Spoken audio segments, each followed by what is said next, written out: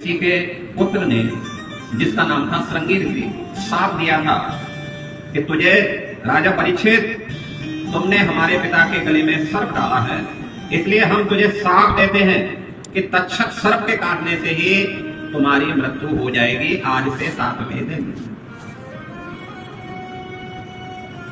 बंधुओं, परीक्षित महाराज तो भक्त थे, उन्हें क्रोध नहीं हुआ रति बढ़ या बदले की भावना नहीं बढ़ती उनके अंदर बिल्कुल।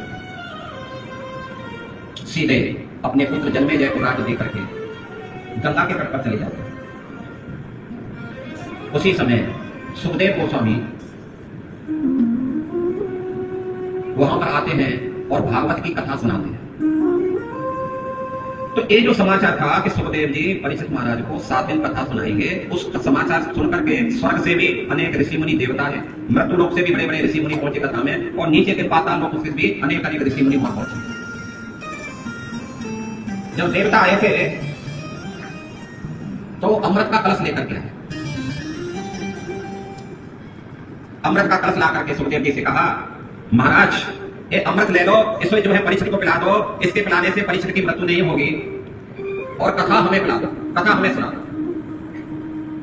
तो हुआ क्या? सुखदेव गोस्वामी ने कहा, आपका जो अमृत है स्वर्ग का, वो एक शीशे के टुकड़े के समान है, और हमारी जो कथा है वो पारसमणि के समान है। इसलिए अवस्थाय च विज्ञाय न ददंस कथामृत, अर्थात सुखदेव गोस्वामी ने देवताओं को पात्र नहीं समझा और उन्होंने सत्संग देवताओं को नहीं सुनाया। बोला हरे कृष्ण। इसलिए देवता लोग वंचित हो गए और जाकर के ब्रह्मा जी को भी कहे, देखो हमारी बहुत बेइज्जती की है, हमें सत्संग नहीं सुनाया।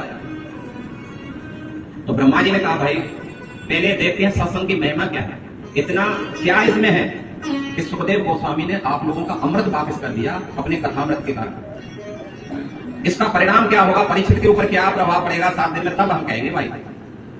तो परीक्षित ने 7 दिन कथा सुनी, उसका परिणाम यह हुआ, तक्षक के काटने से पहले ही परीक्षित महाराज भगवान का ध्यान करते हुए भगवान के धाम में चले जाते हैं। इसके बाद में तक्षक आता है और उनको काटता है।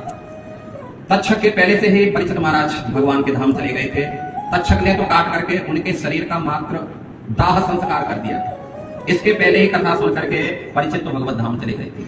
इसलिए ब्रह्मा जी ने फिर डिक्लेयर किया, ब्रह्मा जी ने कहा कि जो भगवान की जो कथा है, मैंने रे भगवत रूपम शास्त्रम भागवतम कथा